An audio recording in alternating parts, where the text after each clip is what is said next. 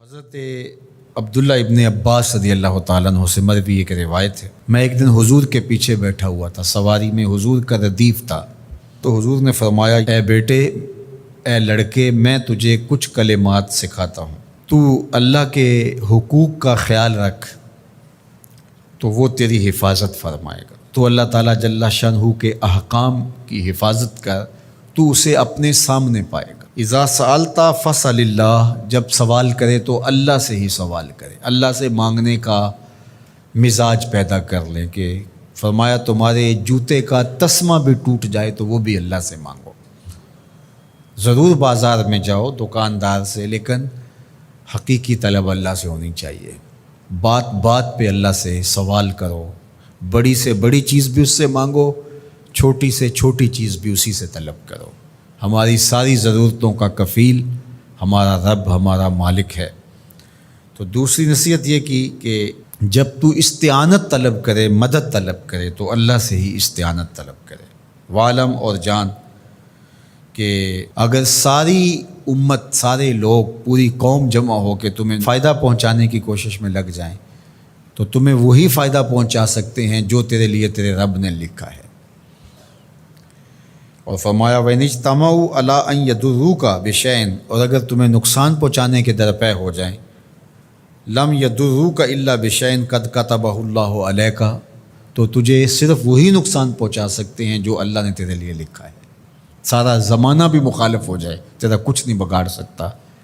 ہاں، تیرے مقدر میں اگر کوئی چیز، کوئی بگاڑ لکھا ہے تو وہ ہوگا، اس کا ذریعہ وہ بن جائیں گے۔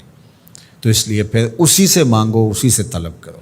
رفعت الاقلام وجفت الصحف، جو لکھنا تھا اللہ نے لکھ دیا، لکھنے کے بعد قلم اٹھا لیا گیا اور جن صحیفوں پہ لکھا تھا وہ خشک ہو گئے۔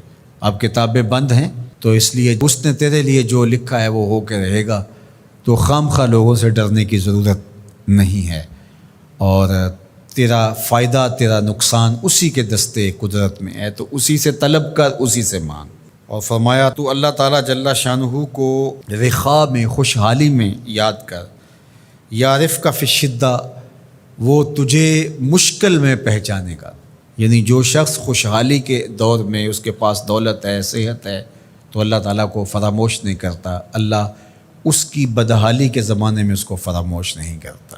وعلم، اور جان، ان النصر مع الصبر، کہ جو مدد ہے وہ صبر کے ساتھ آتی ہے۔ وان الفرج مع الکرب، اور کشادگی جو ہے وہ مشکل کے ساتھ آتی ہے۔ وان مع العسر یسرا، اور سہولت جو ہے وہ مشقت برداشت کرنے کے بعد آتی ہے۔ تنگی کے بعد فراخی آتی ہے، پہلو مشکل پھر تمنا، پہلو کنڈا پھر پھول، شاید مگروں پہلو مکھیاں ڈس دیاں ڈنگ والیاں۔ تو یہ سب ہوتا ہے، مشکلات، تکلیفیں، آلام، مصائب، ان سب سے گزر کر کے آسانیاں آتی ہیں۔ خود حضور کی زندگی دیکھ لیجئے، مدنی زندگی مکی زندگی کے گزرنے کے بعد طائف کے مراحل کو طے کرنے کے بعد آتی۔